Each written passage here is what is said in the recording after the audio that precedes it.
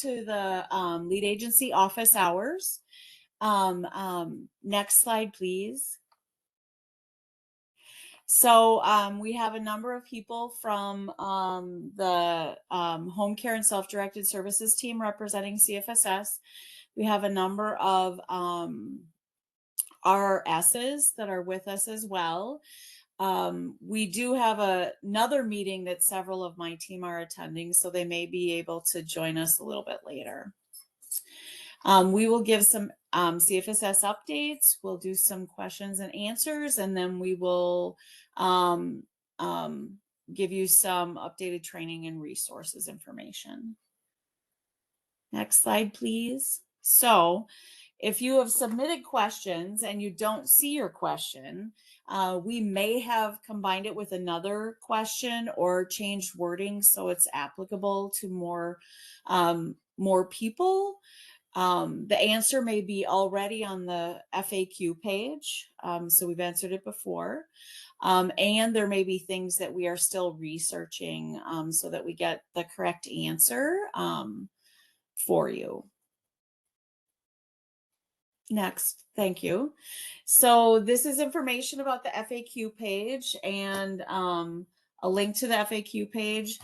We are working on theming things together, so it's a little bit less of a gigantic list for you to search through, and we will announce once we've done that. So next slide, please. So this is a link to where the office hours are posted, the video and the PDF or the of the PowerPoint. So you can refer back to any of those all the way back to August. All right. We did announce that the codes and rates were posted. We have them on one of our pages as well as the LTSS pages have been updated and for the COLA that begins on January 1st, 2025. So you can refer to those, that information in the usual link to the LTSS pages. Okay. We have not been really walking through this, but it's for people's information. Just really what the authorization process is for CFFS from assessment to approved services and people getting their services. Next slide, please. Just a reminder, if you have MinChoices questions, please talk to your MinChoices mentor. We are still getting some MinChoices questions, which we're sharing with the MinChoices team. But please start out by talking to your MinChoices mentor. The next few pages are resources. And so we do update things in our policy manual as well as in our MMIS reference guide. So those things do change from time to time when we've done updates. So there are links to the calculators, the FAQ, information about transitioning from PCA and CSG to CFFS, and our policy manual on this page. And on the next page, there's e-list announcements. There is some information about timelines as well as TrainLink, training and TrainLink, and a link to our CSG to CFFS webinar. We have a link to the two latest e-lists that we have. So you can always go in and look at those.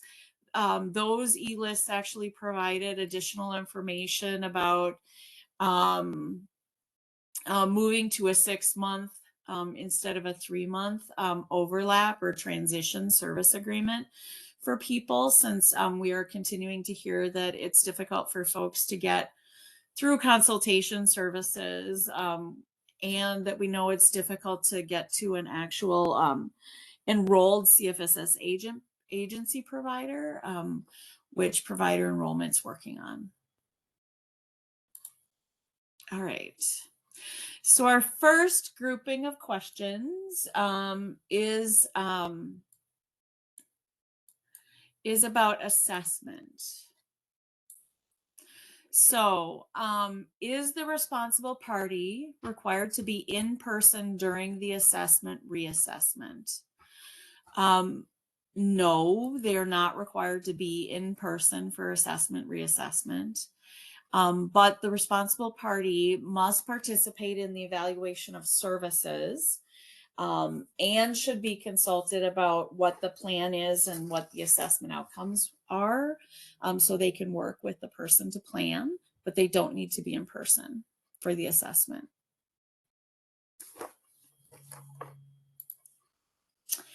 So we've had a couple of questions about eligibility and what has an impact on CFFS eligibility. So in MnChoices, there's a question about selecting the status of the person's CFFS provider agency, that the agency doesn't control the person's housing, controls the person's housing and is related by blood marriage or adoption, and controls the person's housing and is not related. And so the requirements for this have not changed since PCA. CFFS and PCA are not covered in a controlled housing environment. So that means that the provider of PCA or CFFS owns the housing and directs all the housing pieces. And so that is, as usual, not allowed. That was true for PCA as well. So the assessor must confirm the person is not living in a non-covered setting before an authorization is given. And there's a link to our resource about provider operated housing.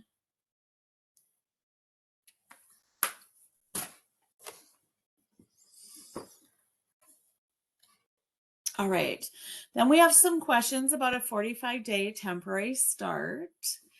Next slide, please. So here's a scenario about a facility discharge. And we've had a lot of questions about if they had a full MnChoices assessment, can they get a 45-day temporary start? And so this is the same as in PCA times.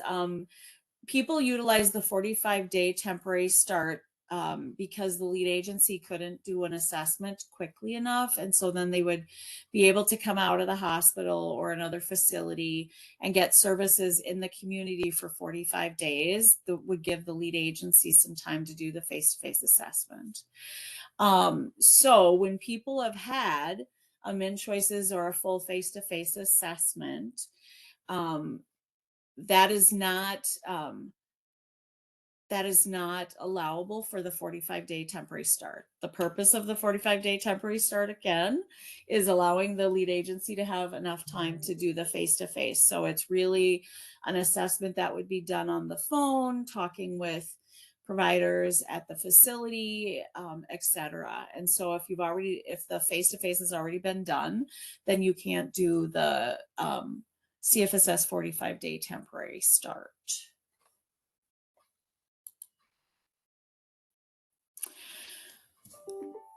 Will DHS allow any exceptions to when a lead agency can authorize a 45-day temporary start during CFFS implementation? So we are actually talking about 45-day temp offs internally, and we will let you know if and when we make any changes. The next slide. So this group of questions is about support plans.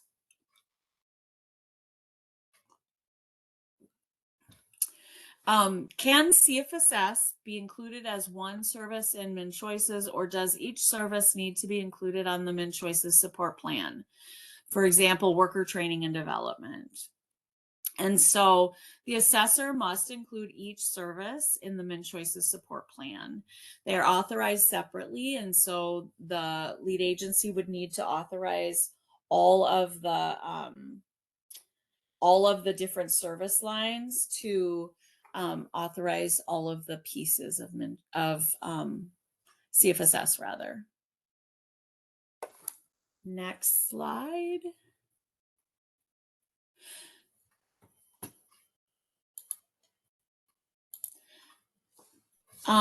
Must the assessor complete a MnChoices support plan if a person declines CFSS services following an assessment?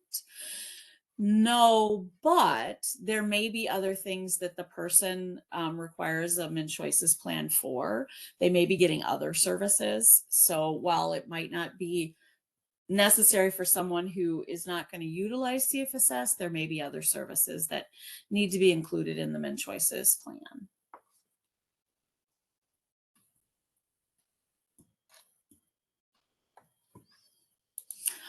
Okay, so the next group of questions are about service authorization and MMIS.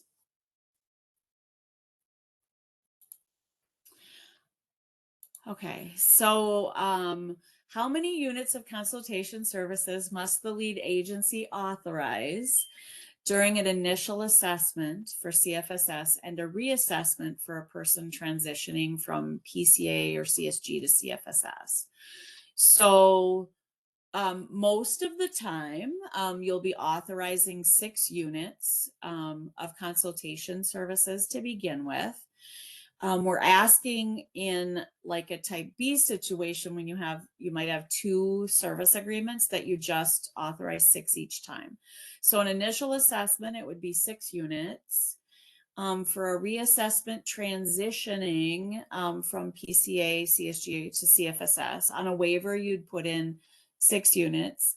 On a type B, you'd put in 6 units on the PCA CSG service agreement, and then you would put in 6 units on the CFSS service authorization for the remainder of the eligibility span for the remainder of the year, basically. And consultation services can request additional units if needed. And for the most part, we're going to be very flexible and say that consultation can have more units because they are such an integral part of people understanding what CFSS is and how to become an employer. All right, next slide. What guidance does DHS have for counties around approval timelines for the service delivery plan 30 days when providers may not be enrolled or have capacity to provide services? So a service delivery plan can be approved without a provider chosen. That could be added later, but and it may take some time for people to find an enrolled provider, etc. So you can approve it, just the plan, without knowing the provider. That would be allowable.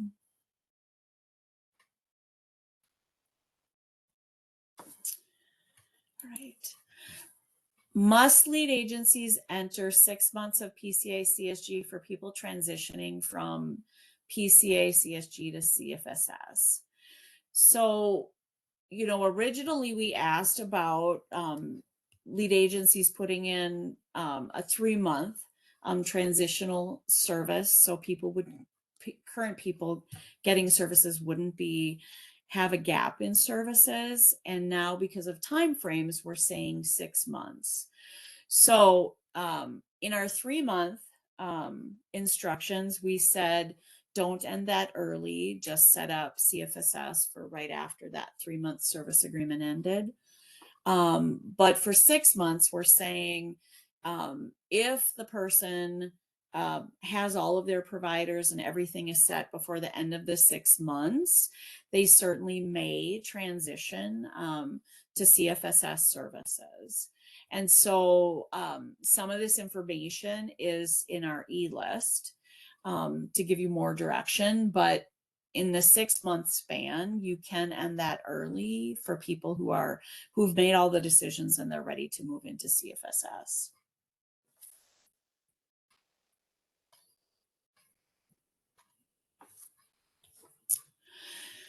When will DHS extend the essays for the 6 months for the Type B agreements? And so our SASD team is currently working on extending the Type B service agreements that were put in for the transitional PCA hours or months.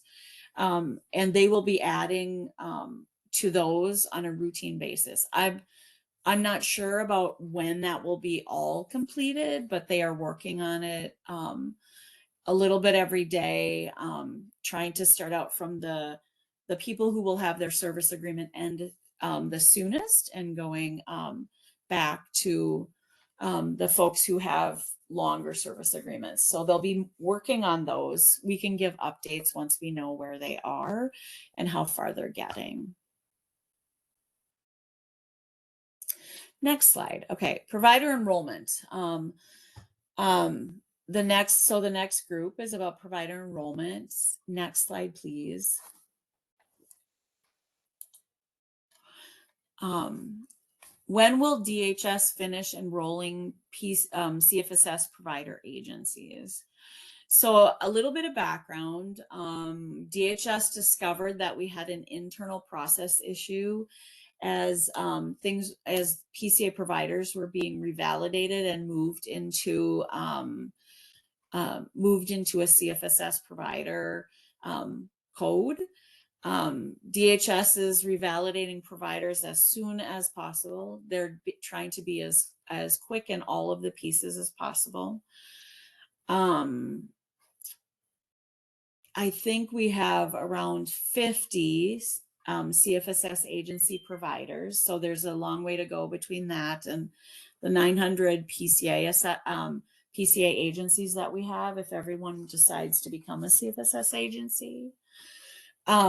For people who are newly assessed, we can alert the provider enrollment team and they can look at expediting something to come through so that provider is enrolled as a CFFS provider.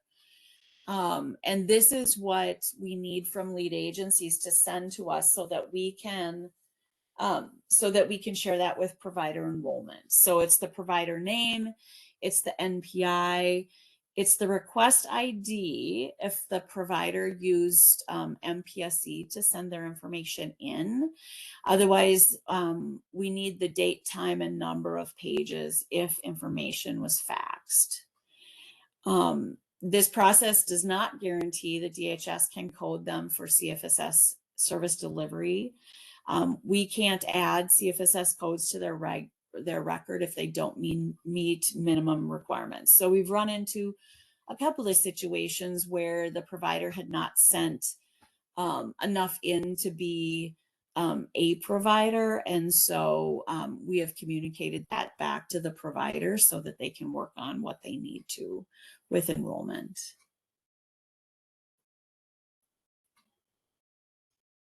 Me? Yes. I just would like to add, so some of the emails that come in requesting the expedited provider enrollment too, we do follow up with provider enrollment, but some of these agencies during revalidation are not necessarily they're missing the step of adding CFFS to be a service provider. So when they're doing their revalidation, they might be doing it just for PCA. And so that is kind of where we run into a log jam as well. So we certainly move all of the requests forward to provider enrollment, but that's also sometimes what's out of the control of provider enrollment. Just wanted to add that, which, kind of includes in the, I guess what you're saying, we can't add if they don't meet the minimum requirements, but just to be clear, they're doing everything they can to move this along. But we do need some things from the provider as well. Yep. Good point, Meredith.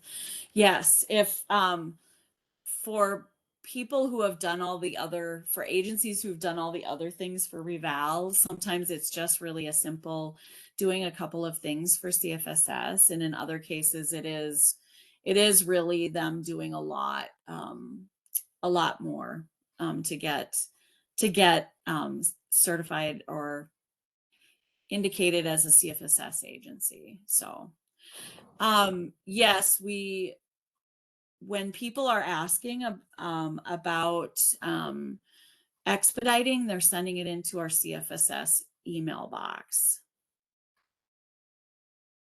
I do see a question in the chat too about the ability to see if the agency is enrolled. So those of you that have access to MMIS or are savvy, you certainly can look. If you go, I just wanted to make sure I'm pulling the right thing here and giving you the right information.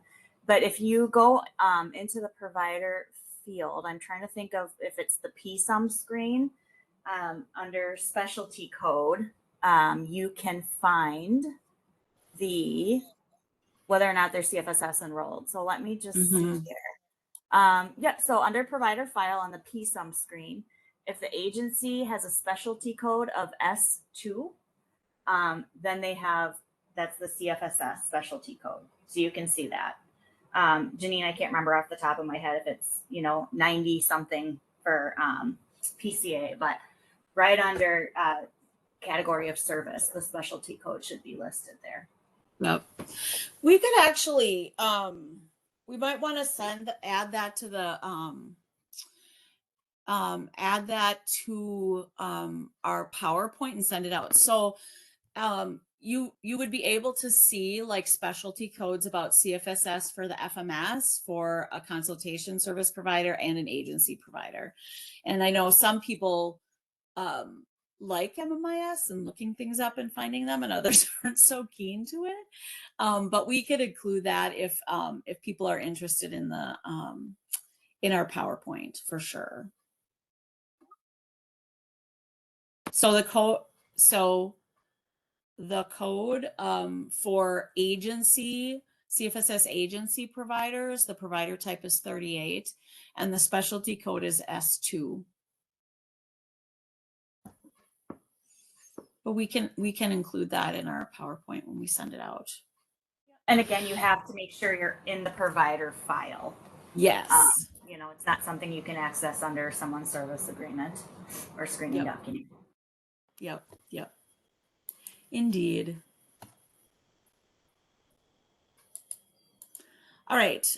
There was one other question I was going to circle back to, but I don't. So there was a question about consultation providers and lists with people who aren't enrolled.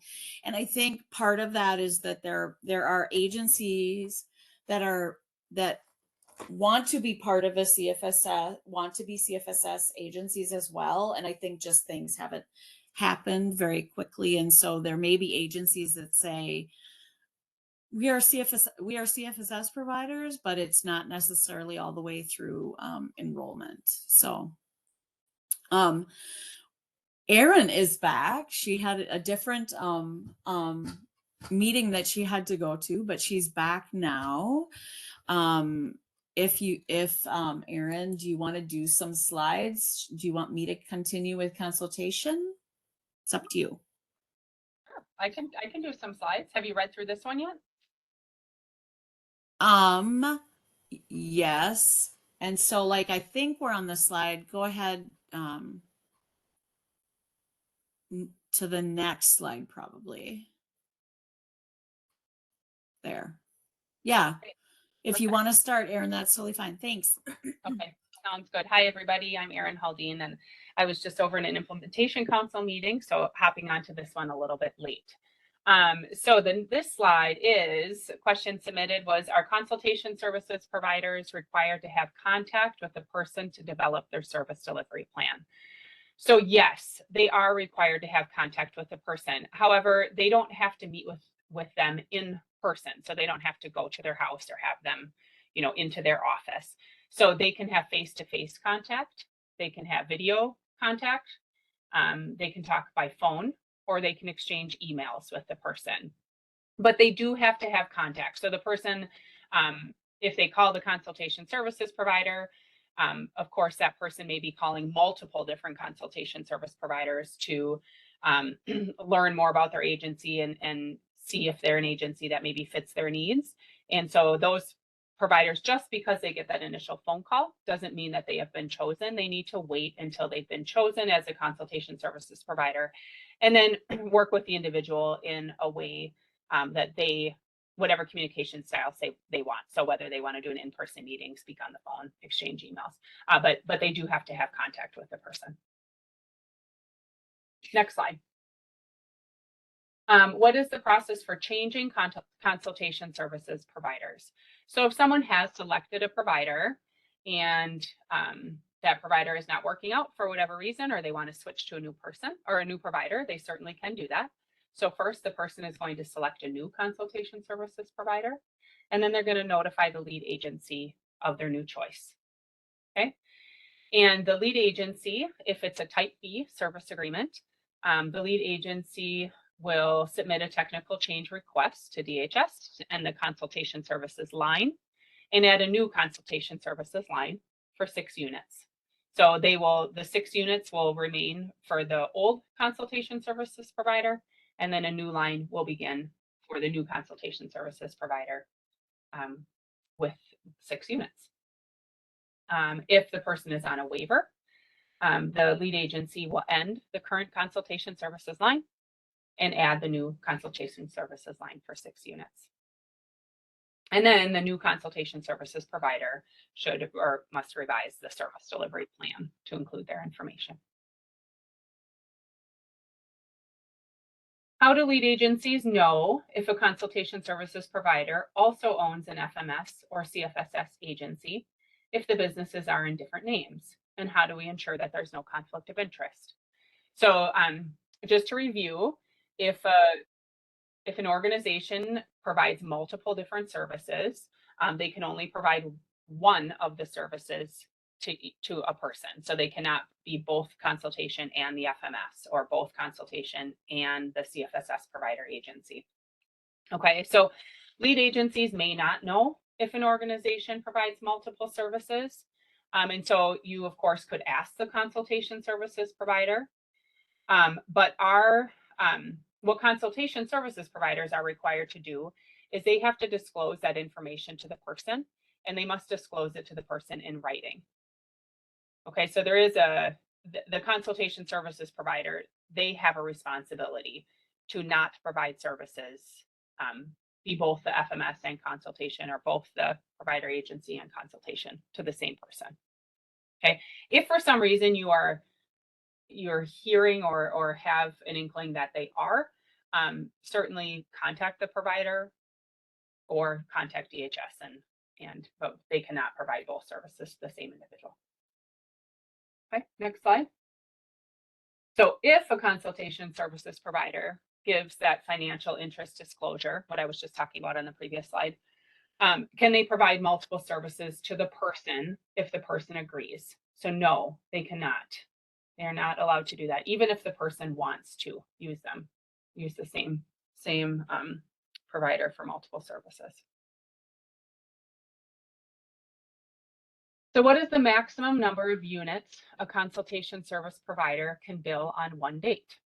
So they can bill 1 unit per day. So 1 unit equals 1 session. Okay, so sometimes you'll hear people call it a session or a unit. And those session times can vary. So it might be a 15-minute phone call. It might be working on the plan for a couple hours in a day. But they can bill 1 unit per day. Again, 1 session or 1 unit can include multiple tasks. And the sessions can be in person or remote. Okay. There was kind of a second part to this question, or the person who had submitted it had asked if they could bill all 6 units in 1 day.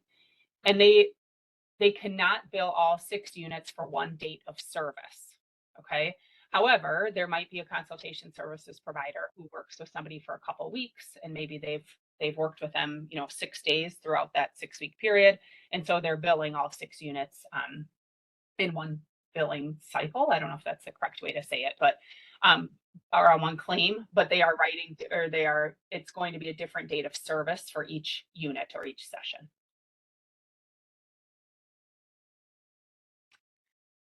Can consultation services providers access MinChoice's information without a service agreement? So no, they should not be accessing MinChoice's information without a service agreement. So the consultation services providers were trained on this in November.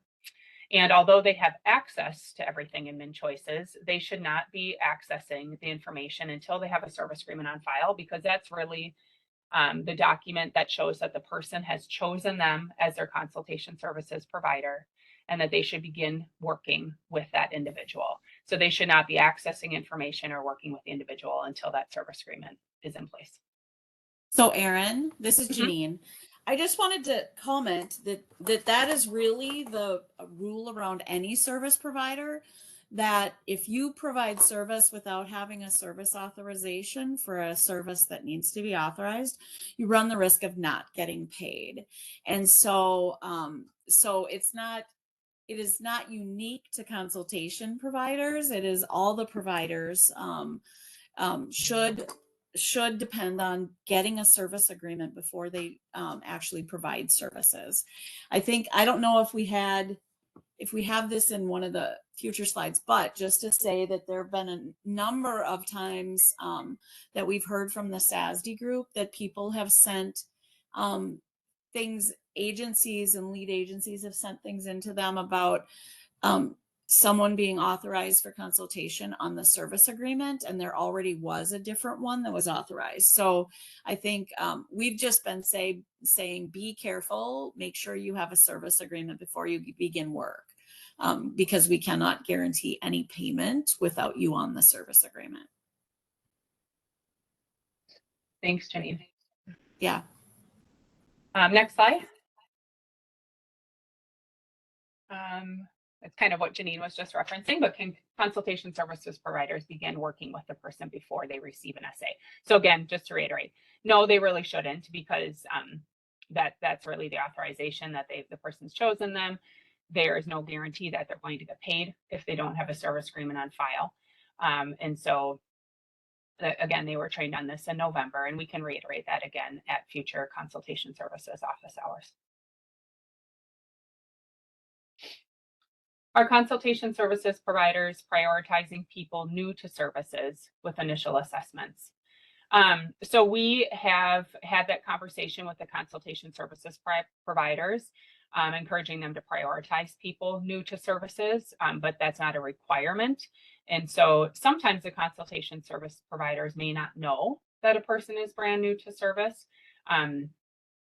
but and they have a large volume of people who are trying to start services with them, but they have been asked to prioritize those people if possible.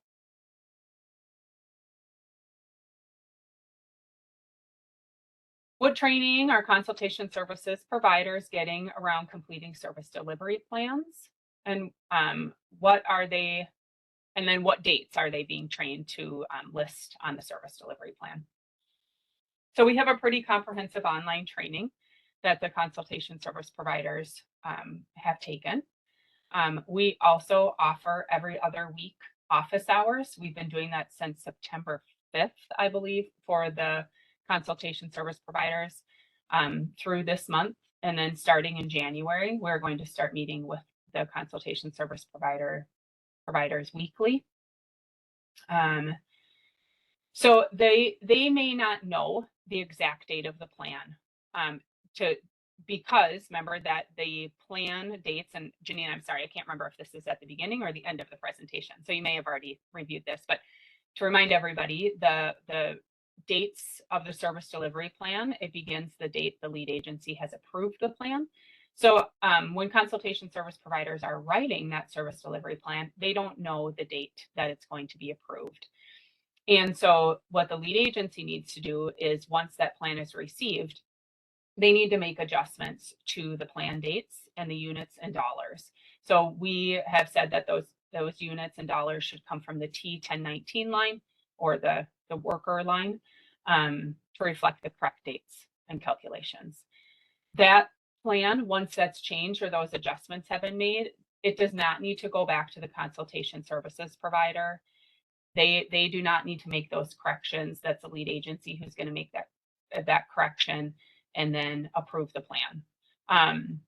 So there doesn't need to be a back and forth between the consultation service provider and the lead agency to get those corrected dates. Okay. And then they also have a recent addition to the TrainLink course on MMIS.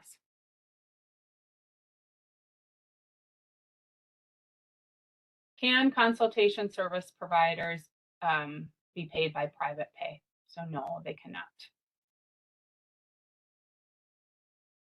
Okay, why don't we pause there? Because I did see a bunch of questions coming in the chat. So I'm not sure if the team has been reading through those. I have not as I've been speaking, but I can try to read through them quickly, and if someone else wants to take a turn, let's see.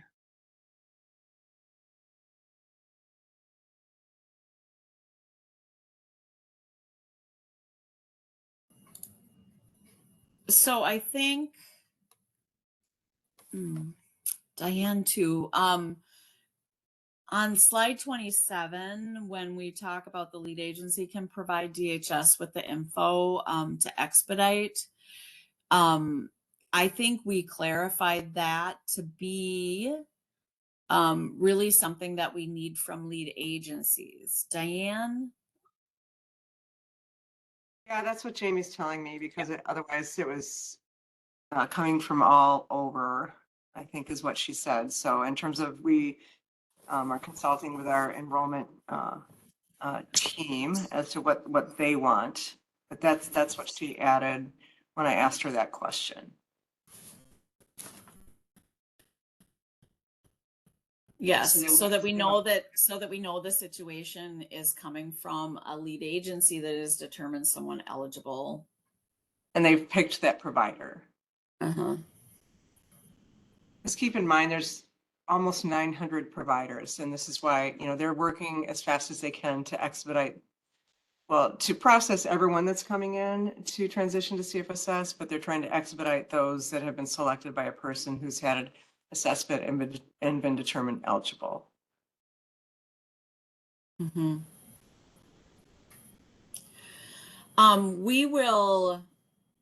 We can send out the provider type and specialty codes and say what that screen is as well. For the specialty type, the specialty code, so that you know if people are enrolled or not, or if agencies are. Digital signatures on the CFFS service delivery plan are fine. And consultation providers were directed to upload plans for approval into MinChoices. Right. And yeah, that is how we indicated to consultation that they should be uploading things to MinChoices, the plan for approval.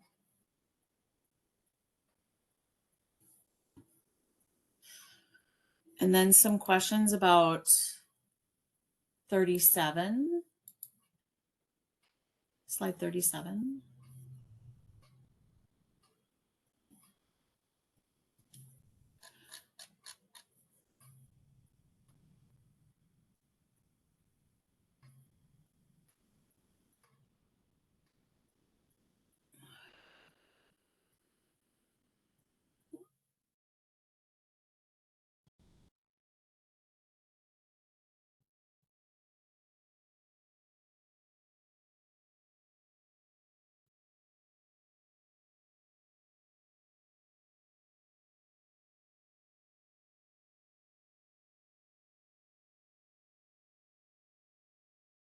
So I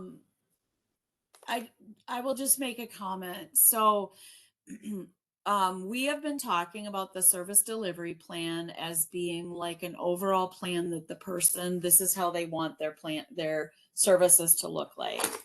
There is no way for consultation to know all of the exact dates of what would be that a lead agency would put in MMIS for an authorization. And so that is why we're saying consultation will work with the person to determine the overall plan, but there may be dates that are different that a lead agency would know, that a lead agency would put in MMIS for the authorization, that consultation wouldn't know. They don't have access to MMIS. They don't have access to some of the other things that lead agencies use. So therefore, the plan that comes in is a very general plan, and we're saying that there may be some dates that change. There may be units that or dollars that change because of those change of dates. And the person will get a service agreement, etc., with all of those final like numbers. But it doesn't need to be approved or not approved and sending it back and forth for signatures. We're trying to not have that happen. Just something to remember about the service delivery plans that we've been talking about for a couple of office hours now.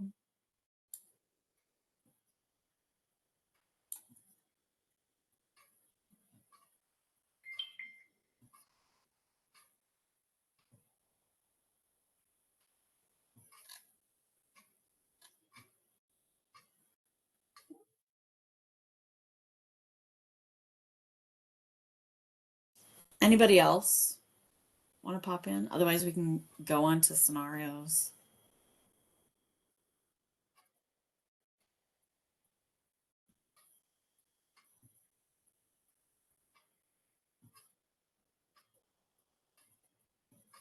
Righty. Erin, do you want to go ahead? Yep, I sure can. All right. Okay, so these are different scenarios that came through to us. So this first one is regarding service agreement date. So just bear with me while I read through the particular scenario and then what our responses are. So we're needing guidance regarding approval dates, units, and how that will work with new CFFS individuals. So the example provided was the person had an assessment on October 3rd, and they were referred to the consultation service provider on October 15th. Or that's probably when the consultation service provider was chosen. So consultation service provider created a plan with the person with a service span of 10:15 to 9:30 with a total unit amount and dollar amount. The plan was signed by the person on 11/5 and sent to the lead agency. The lead agency reviewed and approved the plan on 11/8. So what should the start date of the plan be? And the person pointed out that previous guidance from CFFS stated that the plan starts when the lead agency approves it. And that's correct. So in this example, the start date would be 11/8. So of all those different dates of when the assessment occurred, they met with the consultation service provider. And regardless of what dates are on the service delivery plan from the consultation service provider, the date remains when the lead agency approved the service delivery plan. So in this example, that would be November 8th. So the next question for this scenario, if the date the lead agency approves the plan, I'm not sure why it says 11/15, it should say 11/8, and the date the consultation services develop the plan for are not consistent, does a notice of action need to be sent informing the person of the adjusted hours? So no, it does not need to be sent. Does the consultation services need to amend the plan to reflect the date the LA or the lead agency approves the plan?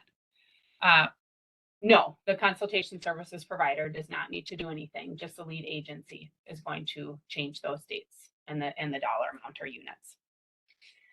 Can the person appeal the prorated hours? Yes, technically they could appeal. And then what guidance has been given to the consultation service providers on what the date span should be for CFFS? So we've kind of talked through this a little bit already, but I'll just reiterate that Consultation services providers are really going to use their best judgment on the plan start date. They've all been trained that the lead agency is going to adjust that date span and the number of units to reflect the service delivery plan based on the date of approval. So they are aware of that. They obviously don't know what date it's going to be approved, and so they're just going to use their best judgment as far as entering in a date and the units or dollars. Erin, Hmm? so there's a question about people getting all the services back to the assessment date for PCA.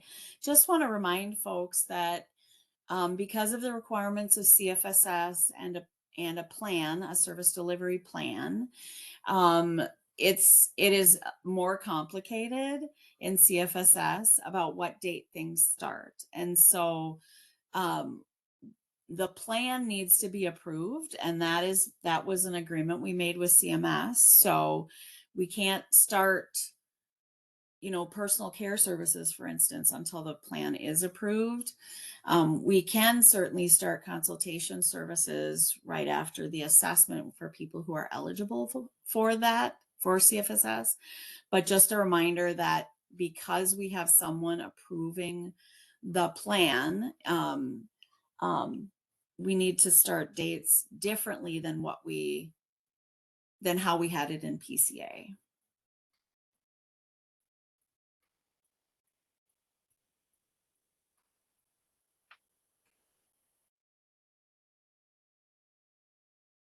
Okay, and I do see one question that I think I can answer regarding the slide of if the person can have services billed. So for this example, they're saying services billed from 10/15 through 11/7. So remember in this example, we're saying the plan was approved on 11/8. Can they bill services during that prior time?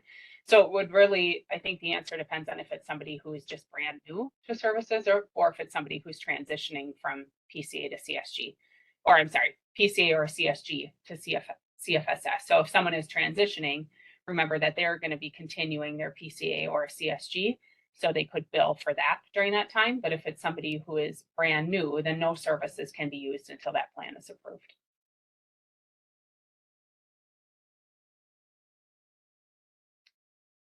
Okay, I think we can go to the next scenario.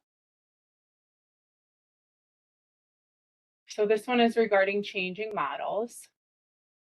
So the scenario was, what would the service agreement look like if the individual changes models mid-year? And follow-up questions, how is the budget determined? Does the consultation services provider determine the prorate the budget? And for type B service agreements, who is responsible to update the service agreement in MMIS? So the lead agencies are responsible for adjusting the waiver service agreements. And DHS, or our service agreement and screening document team, which we call SASD, they are responsible for adjusting the type B service agreements. And how those are adjusted is the service lines are adjusted and authorized for the correct dates and the amount used through that date of transfer. Okay, so there might have to be a little bit of back and forth to determine the amounts that's used to that date of transfer, but that is how that process will occur.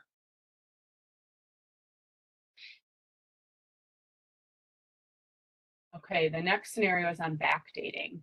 So can the lead agency backdate CFFS plans? So the short answer is no. The example they gave, if they do an assessment on December 10th and they choose a consultation services provider on the 20th, can they and get the plan approved on January 5th, can they backdate the plan to December 10th? And the answer is no. Okay, it will start the date the plan is approved.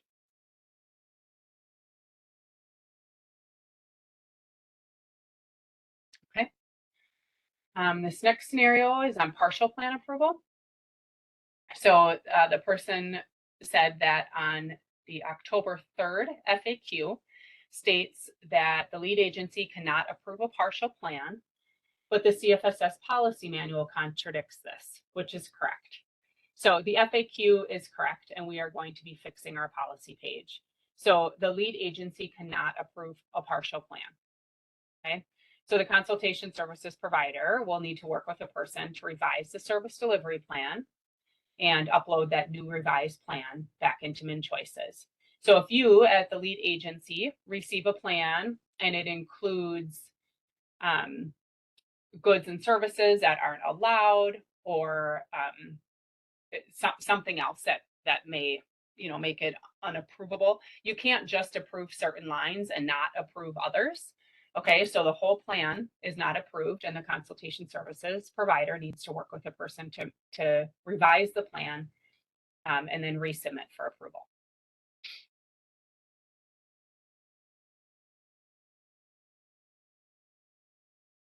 Okay, so change to a waiver. So in this scenario, the person received a MinChoices assessment on November 26th. The person is currently on CSG with a service agreement ending December 31st, so at the end of the calendar year.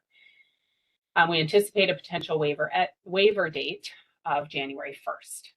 What should the service agreement look like?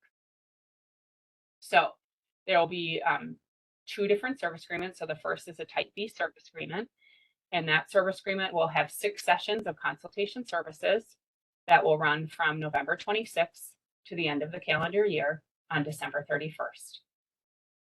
And then they will have a CSG line for December 1st through December 31st.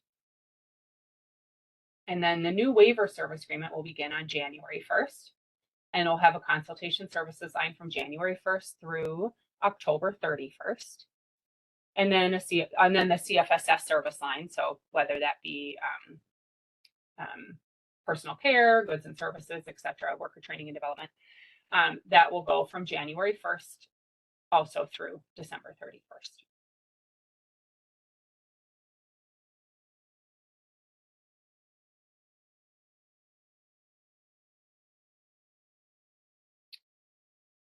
Okay, this next one is regarding consultation services start dates. So if we have a reassessment and the person's chosen their consultation services provider before their current SA span is done, can we add the consultation services line in MMIS? For example, a person assessed on November 14th chooses a consultation services agency on November 24th, and their PCA SA ends on November 30th. Should the start date for the consultation services agency be November 24th or 12/1? So in this scenario, the consultation services line will begin on 12/1. It will begin when the new span starts.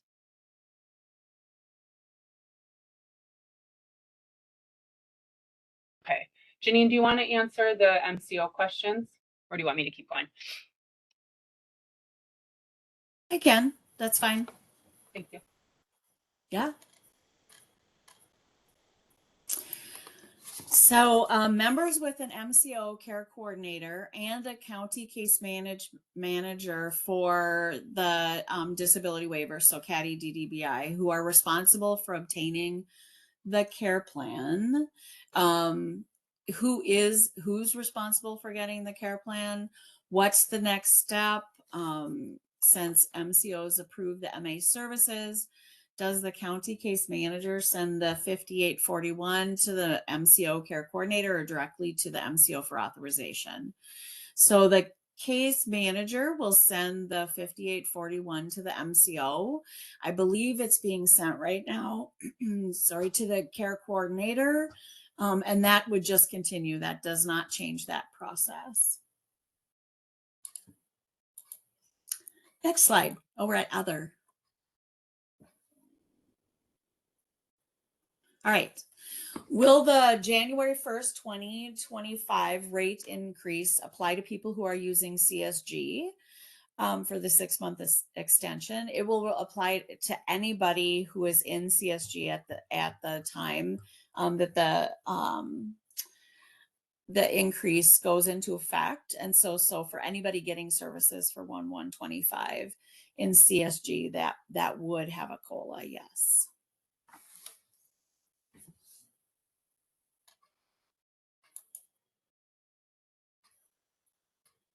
All right. Does the cost of a worker's background study come out of the person's CFFS budget in the budget model? So there's a difference between what happens with a past background study and a failed background study. So both of them come out of the budget. For a past background study, that cost is actually put in as an employer cost, and it gets billed by the FMS on a T1019 line. A failed background study is authorized separately, and so the FMS will bill the line T2040 for the background study. DHS has trained FMS providers on billing background studies at the billing labs that were happening in November and December, and at the FMS meetings held in November. And so you can see some of this information in our DSD reference guide about the ASA 3 screen.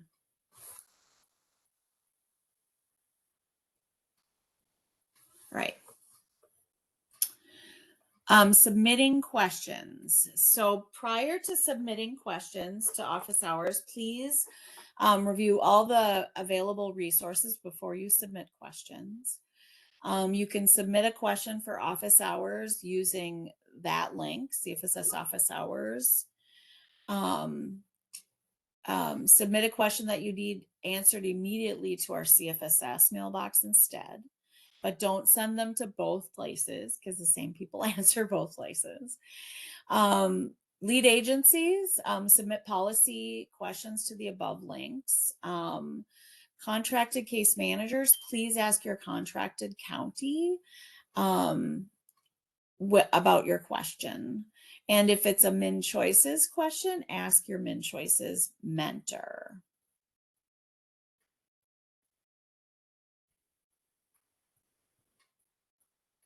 I think we have some. Oh, sorry.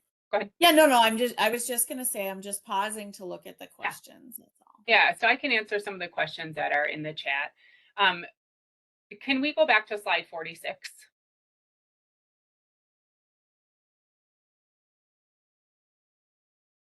Oh, maybe it's the previous slide. Sorry, 45. Yep. Okay. I try one more. Try the. Let me see if this one's it. Okay. Yes, I think it's this one. Somebody asked why the waiver service agreement only goes through October 31st in this example. And that is because the assessment up on that first paragraph on the screen, the assessment occurred in November of the previous year. So the person was receiving CSG. Oh, I do see what you're saying. Janine, maybe you can jump in and answer that question because the month of November is not on our answer. They have CSG for December and then CFFS January through October. And now I'm wondering if that is a typo.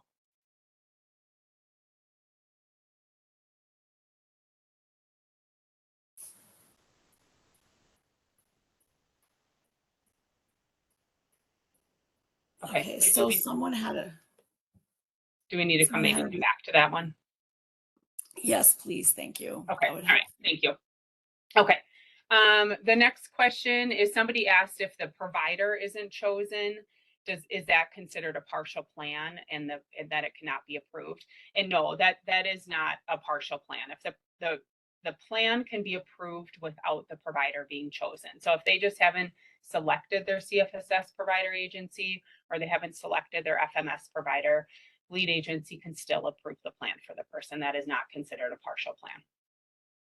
Okay, and then I do see another question that came through, explaining that it is hard for case managers to adjust the calculations and the dates on a plan, and asking if our recommendation is to ensure that the start date of the plan is the date after the plan is approved by the lead agency, I believe is what the question is saying.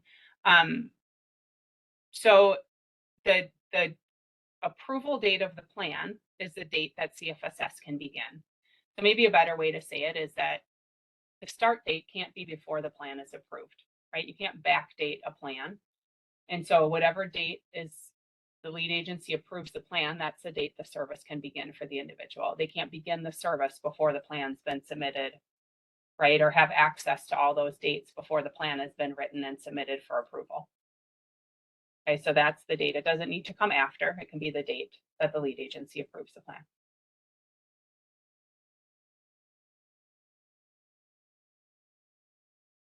Let me just read through some of these others.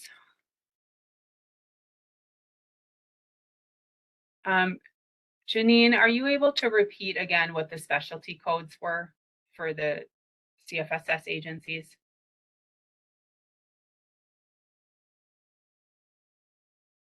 Yeah, and we can send them out as well. So,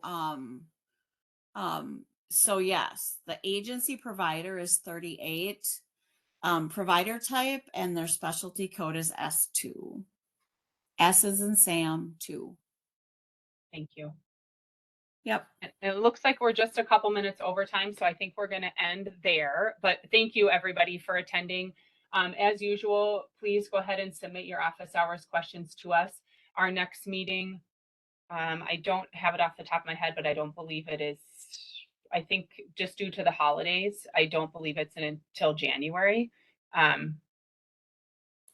Oh, wait, no, I'm sorry. We do have one next week on the 17th. I apologize. And then the meeting after that will be in January. So we will have a little bit of a break during the holiday time. But go ahead and submit your questions to us, or if it's something very specific, then you can go ahead and email our CFFS email address. Thank you, everybody.